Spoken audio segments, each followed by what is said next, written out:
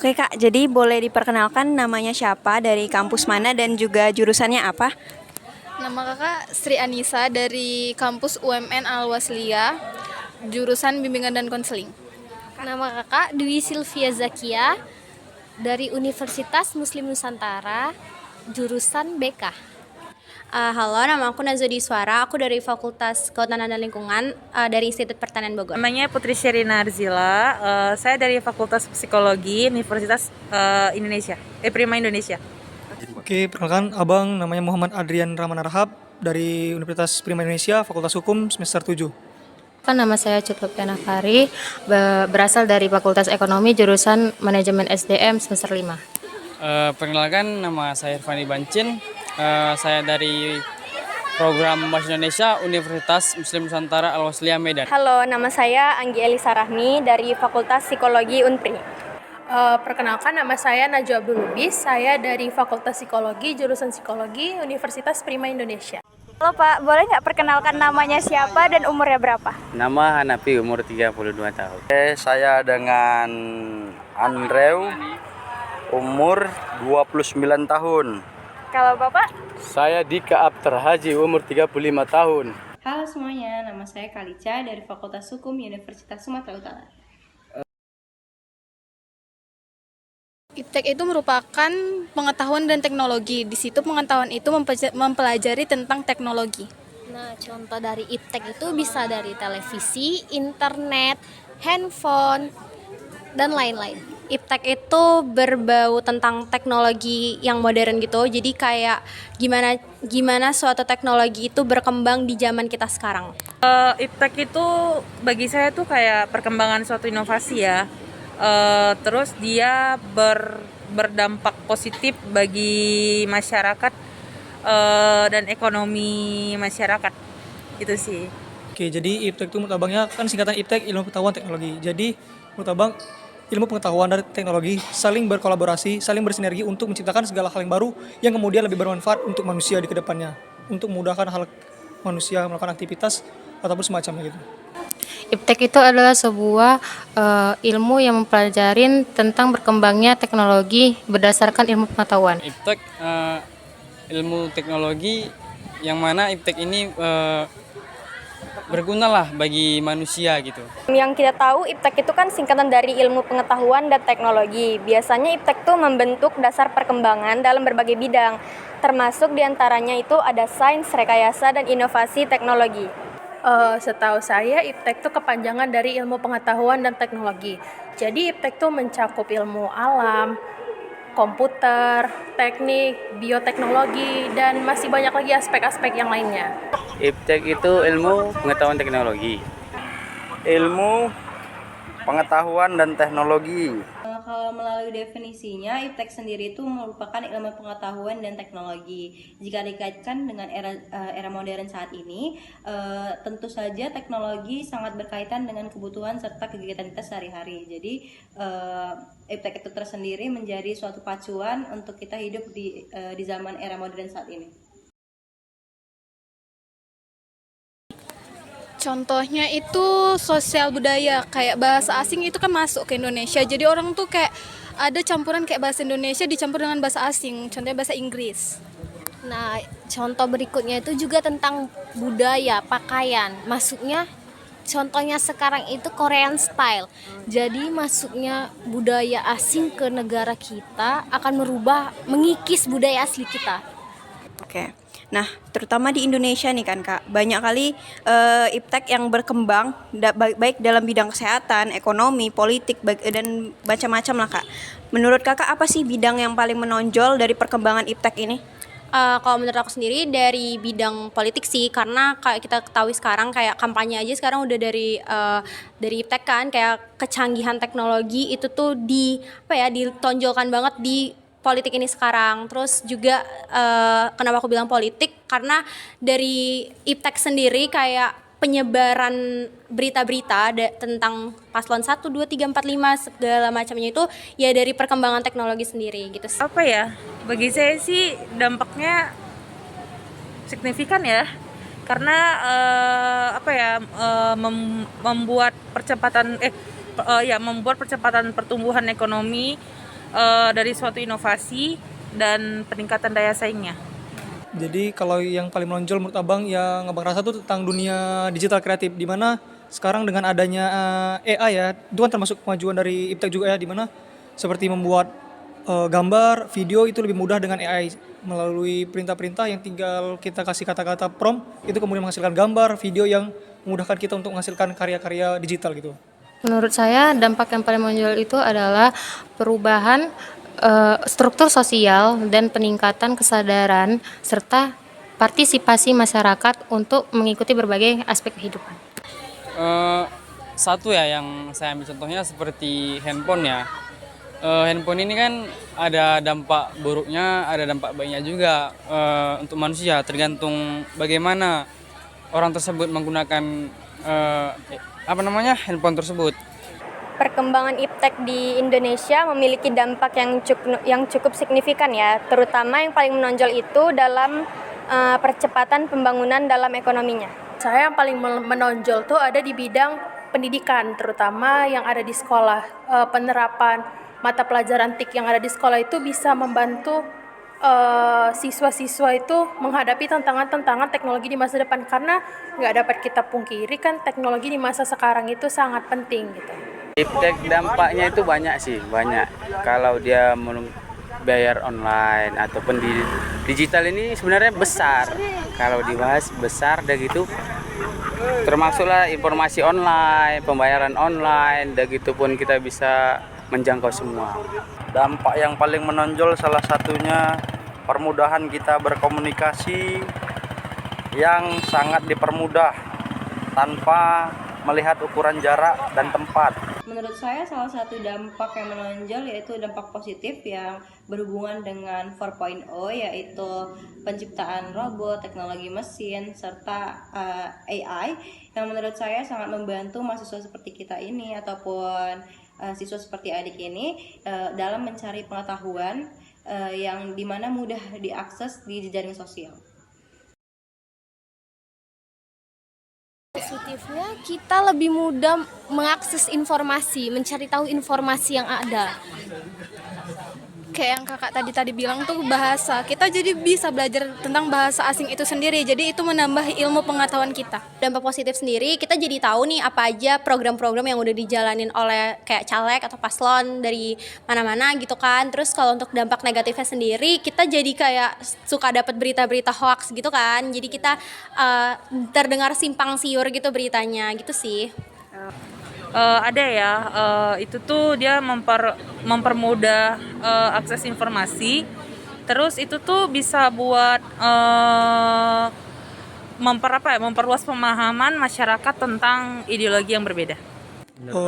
Itu tadi media digital kreatif itu. Kalau menurut saya itu untuk produksi barang jadi lebih cepat dan mudah, dan mencari sebuah tentang suatu barang jauh lebih mudah, dan bahkan pengirimannya jauh lebih mudah, apalagi ke berbagai negara. Bidang untuk kebudayaan ya, dampaknya ya semisal dari media sosial kita bisa mengupload budaya-budaya kita supaya bisa dilihat oleh orang-orang luar negeri sana. Nah, menurut kakak, apa dampak positif dari iptek dalam bidang budaya? Kalau dari yang saya tahu tuh ada 3. Yang pertama, preservasi budaya. Yang kedua, akses informasi. Dan yang ketiga, pertukaran budaya. Jadi dampak positifnya itu yang pertama bisa mempermudah interaksi sosial.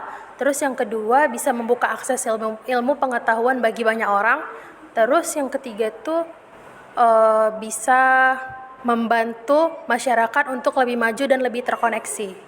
Kalau online itu positif, kenapa? Karena mempermudah pembayaran, walaupun dia nggak keloket kayak dulu kan, dulu pakai kertas tuh, ngantri tuh kemana-mana itu kan. Sekarang bayar online dari HP pun, dari rumah pun bisa, gampang. Itulah kemajuan digital sekarang. Permudahannya kita dalam membayar sesuatu belanjaan, atau permudahannya kita dalam membayar token atau sejenisnya lah. Mungkin kalau dibilang di bidang budaya, seperti yang kita ketahui, teknologi saat ini memudahkan kita untuk mengakses jejaring sosial seperti media sosial, sehingga kita mudah dalam memperkenalkan budaya kita di dalam sosial media kita, sehingga banyak orang yang tahu bahwa Indonesia ini merupakan negara yang penuh akan budaya. Oke Kak, terima kasih banyak ya Kak. Baik. Antara teknologi dan ilmu pengetahuan itu ada dua sisi yang kalau dia bersinergi itu akan menimbulkan ataupun memudahkan ya seseorang dalam menjalankan aktivitasnya. Jadi ya contohnya ilmu pengetahuan di bidang teknologi misalnya menciptakan teknologi ini, membuat teleskop misalnya ya untuk luar angkasa misalnya. Nah itu kan dengan adanya teknologi seperti itu ya, ilmuwan-ilmuwan akan bisa menjelajahi ya, mengeksplor galaksi seisinya ya. Ini kalau bicara tentang galaksi ini ilmu astronomi ya, mungkin ada yang berminat ilmu astronomi ya. Nah, itu dia salah satu teknologinya dengan adanya teleskop ya untuk mengeksplor galaksi dan isinya. Oke. Mungkin itu saja. Ya, baik, terima kasih ya, Bu. Nah, tadi kan yang Ibu paparkan tadi itu mengenai ilmu pengetahuan teknologi, pengertiannya secara universal ya, Bu. Nah, menurut Ibu apa sih dampak yang paling menonjol dari adanya perkembangan ilmu pengetahuan teknologi terutama di negara kita itu Indonesia ini, Bu?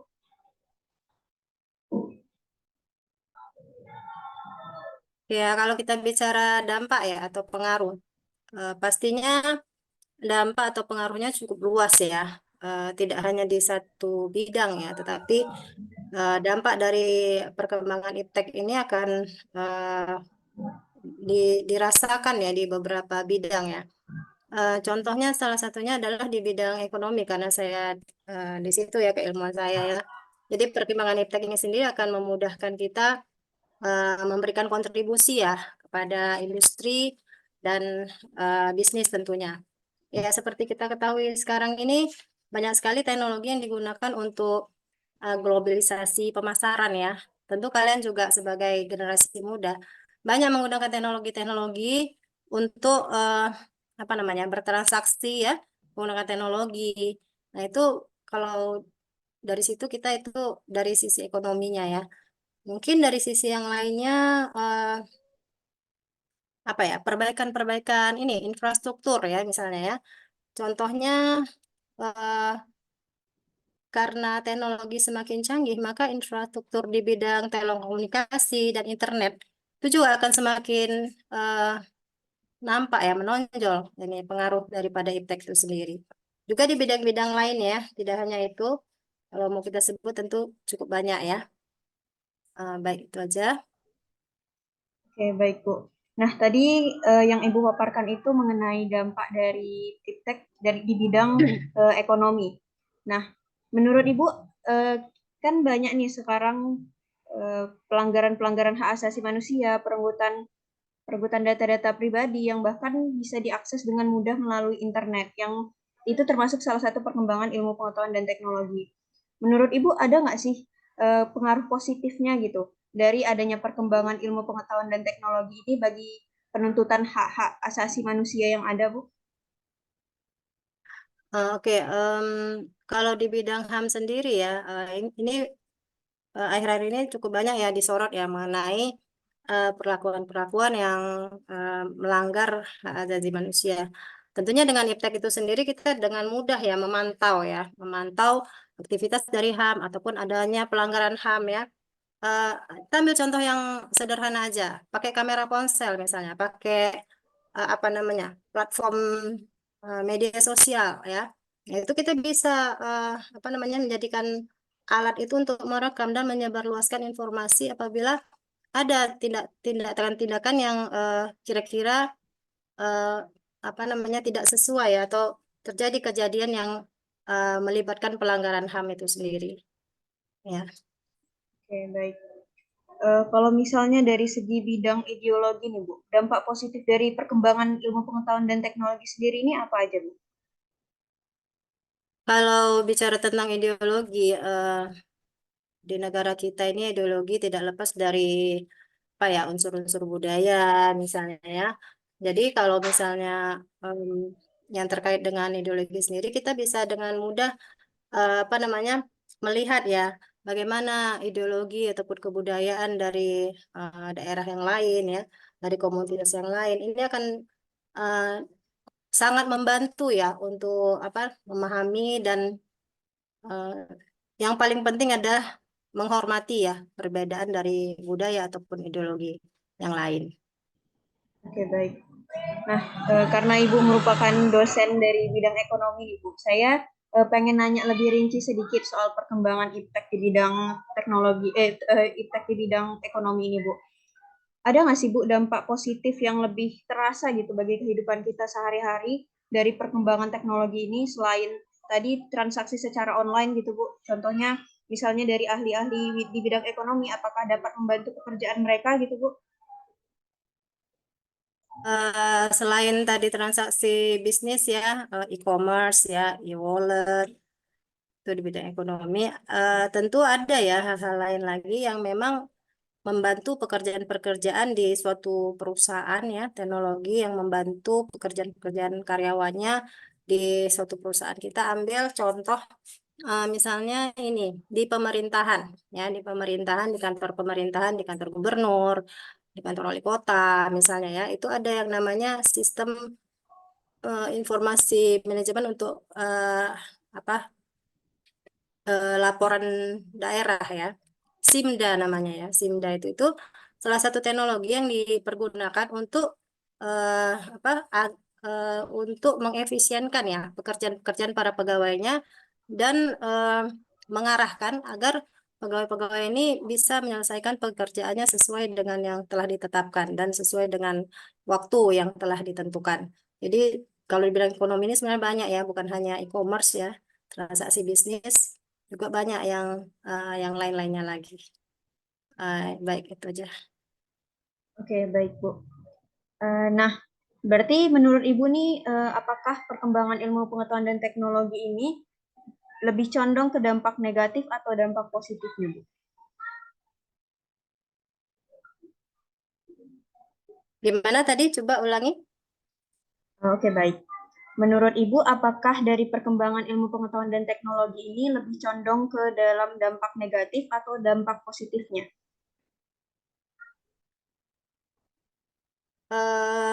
Kalau kita bicara dampak positif atau dampak negatif, dua-duanya pasti ada ya. Dua-duanya pasti ada dampak positif, dampak negatif. Tadi mungkin yang kita bicarakan eh, dari awal tadi mungkin yang positif-positifnya aja ya, yang kita apa namanya, yang nampak gitu ya. Tapi sebetulnya dampak-dampak positif itu juga seharusnya kita apa ya, dapat disertai dengan kesetaraan ya. Maksudnya semua pihak itu sebetulnya harus bisa memahami perkembangan teknologi itu dari sisi positif supaya apa namanya tidak terjadi penyalahgunaan ya, penyalahgunaan teknologi untuk kepentingan-kepentingan yang merugikan. Jadi ada dampak positif, ada dampak negatifnya. Nah, oleh karena itu, kalau menurut saya eh, perlu perhatian yang terus-menerus ya terhadap implikasi ataupun dampak ya, terutama dampak etika dan dampak sosial ya dari perkembangan iptek itu sendiri. Itu aja. Oke, baik.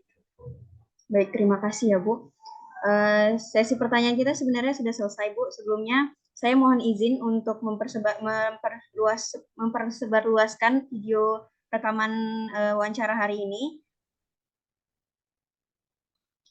Nah, sebelumnya sekali lagi saya ucapkan terima kasih sebesar-besarnya karena sudah mau berpartisipasi dalam tugas kami ini, Bu.